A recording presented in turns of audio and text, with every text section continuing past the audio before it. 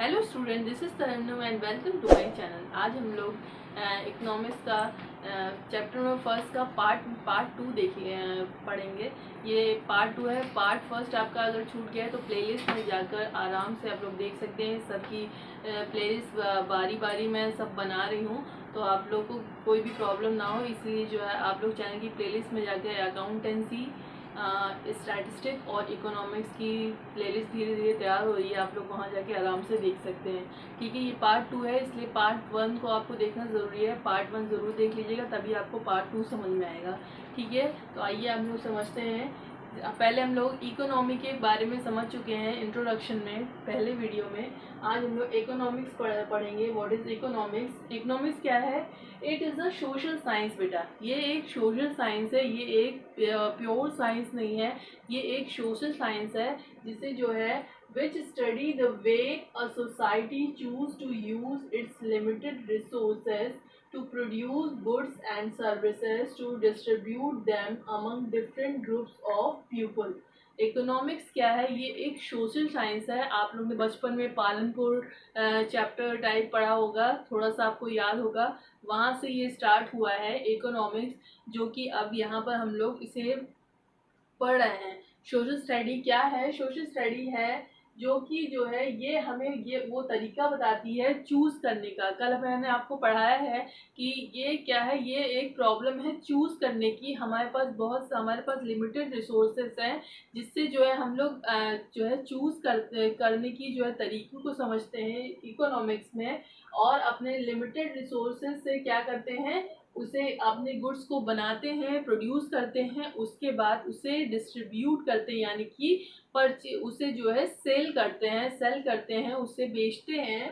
ठीक है, through different groups of people, अलग अलग ग्रुप्स के लोगों को जो है वो गुड्स बेचते हैं हम लोग। ठीक है, ये है इकोनॉमिक्स। ठीक है, तो इकोनॉमिक्स की टू ब्रांच है बेटा। इकोनॉमिक्स टू ब्रांचेस में बटी हुई है। ब्रांचेस ऑफ इकोनॉमिक्स में पहला है micro economics and second is macro economics. Micro economics आप लोग क्लास 11th में पढ़ रहे हैं अगर आप लोग सीबीएसई से हैं तो, और मैक्रो इकोनॉमिक्स आप क्लास 12th में पढ़ रहे हैं। ठीक है, माइक्रो इकोनॉमिक्स वो इकोनॉमिक्स है जिसमें हम एक इंडिविजुअल के बारे में स्टडी करते हैं। ठीक है, जैसे कि आपके टीचर ने आपसे बोल दिया कि जाइए ट्री के बारे में स्टडी कीजिए, और अगर आप फॉरेस्ट में जाते हैं और एक ट्री के बारे में स्टडी करते हैं तो वो माइक्रो इकोनॉमिक्स कही जाएगी। ठीक है, इसका आई जो है इंडिविजुअल को डिनोट करता है बेटा। इससे आप लोग समझ जाएंगे, क्योंकि हमारे टाइम में हम भी बहुत ज़्यादा कंफ्यूज हो जाते थे माइक्रो और मैक्रो में।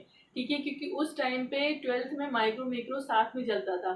तो ये इस आई से आप लोग समझ लीजिए कि micro economics is the study of individual, and the macro uh, इसका ए जो है एग्रीगेट को डिनोट करता है। एग्रीगेट इसका मतलब समझ लीजिएगा, अपने मन से समझिएगा, वहाँ पर लिखिएगा नहीं, लेकिन यहाँ पे आप लोग समझ लीजिए कि इसका ए जो है एग्रीगेट को डिनोट करता है, यानी macro economics is the study of aggregate. ये जो है एक ग्रुप ऑफ पीपल, एक नेशन, एक जो है मतलब कि एक ग्रुप को जो है स्टडी करता है। जैसे कि हम लोग जो है एक ट्री का अगर स्टडी करते हैं तो वो माइक्रो इकोनॉमिक्स हुई, और अगर पूरे फॉरेस्ट का स्टडी हम लोग अगर करते हैं तो वो मैक्रो इकोनॉमिक्स में आएगी। ठीक है, तो चलिए फिर हम लोग इसका डिफरेंशिएशन पढ़ लेते हैं। What is the difference between micro economics and macro economics? ठीक है, इसका ओरिजिन कहाँ हुआ? तो ये दोनों ही एक ग्रीक वर्ड हैं, जो ग्रीक वर्ड से आए हुए हैं, जिसका जो माइक्रो इकोनॉमिक्स में ये एक ग्रीक वर्ड है माइक्रो, MIKROS। माइक्रो वर्ड जो है ग्रीक वर्ड से आया है, जिसका मतलब होता है स्मॉल। ठीक है, और इसमें है मैक्रो, ये भी एक ग्रीक वर्ड है जिसका मतलब होता है लार्ज। ठीक है, मीनिंग हम लोग समझ लेंगे, पहले ही आप लोग समझ चुके हैं, इसको आराम से फटाफट आप लोग याद कर लेंगे, मुझे इस बात का कॉन्फिडेंस है आप पे। ठीक है, मीनिंग है that's part of economics theory which study the behaviour of individual. Economics वो इकोनॉमिक्स है जो कि एक इंडिविजुअल का बिहेवियर स्टडी करती है। ये इंडिविजुअल ही मेन पॉइंट है, ठीक है, ये इंडिविजुअल ही मेन पॉइंट है। सेकेंड मैक्रो में हम लोग क्या करेंगे, that's part of economic theory which study the behaviour of aggregate. ये क्या करता है, ये वो स्टडी है, इकोनॉमिक्स की वो स्टडी है जो एग्रीगेट पर, मतलब एग्रीगेट स्टडी करता है, मतलब एक ग्रुप ऑफ पीपल का एग्रीगेट निकालकर उसकी स्टडी करता है, ठीक है। उसके बाद टूल्स क्या है इसके, demand and supply, not about the nation, it is about one individual demand and supply. एक इंसान की डिमांड और सप्लाई पर ये स्टडी होती है, ठीक है। इसका टूल एक है। इसमें क्या होता है, एग्रीगेट डिमांड और एग्रीगेट सप्लाई के बारे में हम स्टडी करते हैं मैक्रो इकोनॉमिक्स में, ठीक है। अदर नेम और क्या क्या है इसमें प्राइस थ्योरी होती है, about the individual price theory, किस तरीके से बढ़ती और घटती है ये पढ़ेंगे हम लोग इसमें। और इसमें क्या होता है, इसमें इनकम एंड एम्प्लॉयमेंट के बारे में स्टडी होती है, ठीक है। इनकम कैसे बढ़ती है, कम होती है, एम्प्लॉयमेंट कैसे बढ़ता है, कम होता है, अनएम्प्लॉयमेंट, मतलब एक ग्रुप ऑफ पीपल के बारे में जो है इनकम और एम्प्लॉयमेंट के बारे में हम लोग इसमें स्टडी करेंगे, ठीक है। और इसके बाद इसका एग्जांपल क्या है, इंडिविजुअल इनकम के बारे में इसमें पढ़ते हैं हम लोग, इंडिविजुअल आउटपुट के बारे में पढ़ते हैं, और इसमें हम लोग नेशनल इनकम के बारे में पढ़ते हैं, मतलब पूरी नेशन की इनकम जो है कैलकुलेट करना, और उसके वो जो है आप लोग समझते हैं, ठीक है, स्टडी करते हैं। और नेशनल आउटपुट के बारे में इसमें हम लोग स्टडी करते हैं, जो कि आप लोग क्लास 12 में पढ़ेंगे, आपको क्लियर हो जाएगा अच्छे से, ठीक है।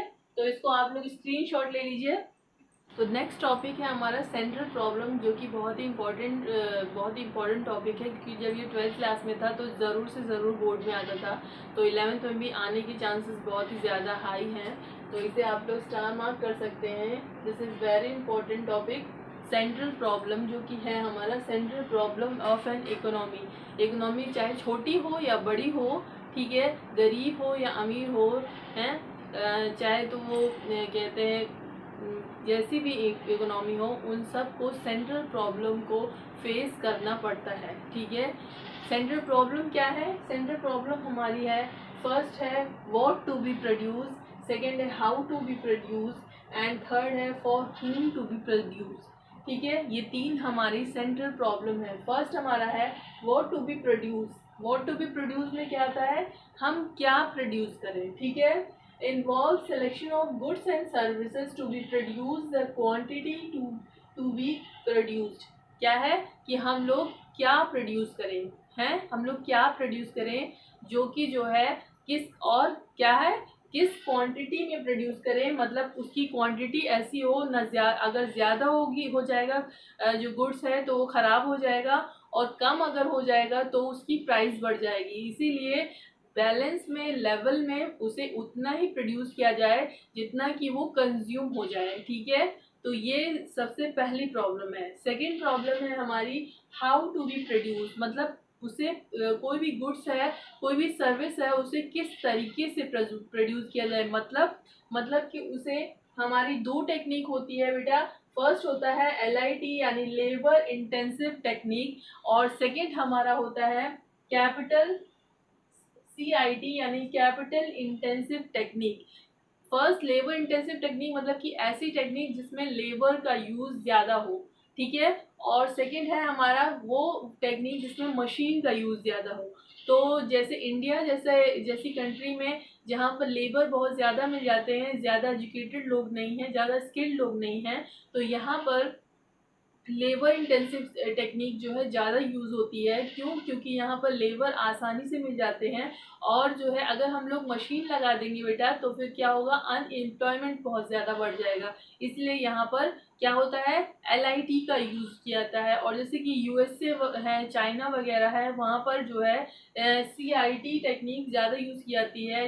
यहाँ तक कि चाइना में भी CIT के साथ साथ LIT भी यूज़ करते हैं, क्योंकि उनके पास भी लेबर बहुत ज़्यादा है, घर घर में मशीनें लगाई जाती हैं, और जो है प्रोडक्शन अच्छे से होता है वहाँ पर भी। ठीक है, तो ये दो टेक्निक है, मतलब कि हम मोर लेबर यूज़ करें या फिर मोर कैपिटल यूज़ करें या फिर मोर मशीन यूज़ करें, ये भी प्रॉब्लम होती है। थर्ड हमारा क्या है, for whom to be produce, हम किसके लिए प्रोड्यूस करें, मतलब कि इसके लिए हमें ये देखना पड़ेगा कि हमारी कंट्री में जैसे कि हमारी कंट्री में है, इंडिया में यूथ ज़्यादा है। ठीक है, यूथ ज़्यादा है तो यहाँ पर गारमेंट ज़्यादा प्रोड्यूस करने पर, मोबाइल यूज ज़्यादा प्रोड्यूस करने पर, ये सारी चीज़ों को ज़्यादा प्रोड्यूस करने पर ये चीज़ें ज़्यादा बिकेंगी, क्योंकि जो है जो यूथ है वो उसकी तरफ ज़्यादा अट्रैक्ट होता है। ठीक है, और ऐसी कंट्री जहाँ पर ओल्ड एज लोग ज़्यादा हैं, वहाँ पर जैसे कि व्हील चेयर वगैरह है, वॉकिंग स्टिक वगैरह है, वो ज़्यादा जो है वो ज़्यादा बिकेंगी, क्योंकि वहाँ पे उस चीज़ का यूज़ है। ठीक है, तो हमें ये भी देखना पड़ता है कि कंट्री में किस तरीके के लोग, मतलब कौन सी एज के लोग ज़्यादा हैं, उस हिसाब से भी हमें जो गुड्स हैं वो प्रोड्यूस करनी पड़ती है। यहाँ तक कि हमें जो है रिच और पुअर का भी जो ग्रुप है उससे भी देखना पड़ता है कि जो है रिच का ग्रुप ज़्यादा है या पुअर का ग्रुप ज़्यादा है, उसको भी देखते हुए हमें प्रोड्यूस करना पड़ता है। इसीलिए ये हमारा थर्ड पार्ट हुआ, from whom to be produce. ठीक है, तो ये हमारा जो है इकोनॉमिक्स का सेकंड पार्ट कंप्लीट होता है। तो फर्स्ट पार्ट अगर छूट गया है तो उसे प्लेलिस्ट में जाके देख लीजिए, ये सेकंड पार्ट को देख लीजिए और अपने सारे फ्रेंड्स को शेयर कर दीजिए अच्छे से। Like my video, share my video and subscribe my channel and comment also, comment कर लीजिए, पूरा कमेंट सेक्शन भर जाना चाहिए, इससे पता चले कि क्लास 11 देख रहा है। ठीक है, थैंक्स अ लॉट।